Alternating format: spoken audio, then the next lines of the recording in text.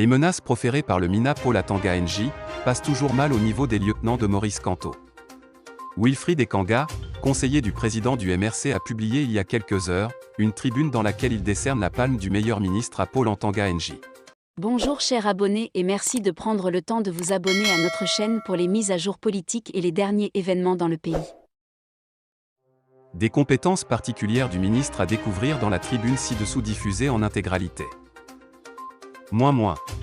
Voici le meilleur ministre camerounais, en termes de bêtises politiques, d'esbroufs notoires et de hors-sujet permanent, il est de loin le meilleur. Comme dirait Stephen King, c'est le type d'individu qui, en voulant uriner par la fenêtre, oublie d'ouvrir d'abord les battants, et le pipi finir par ricocher contre la vitre et par lui revenir dessus.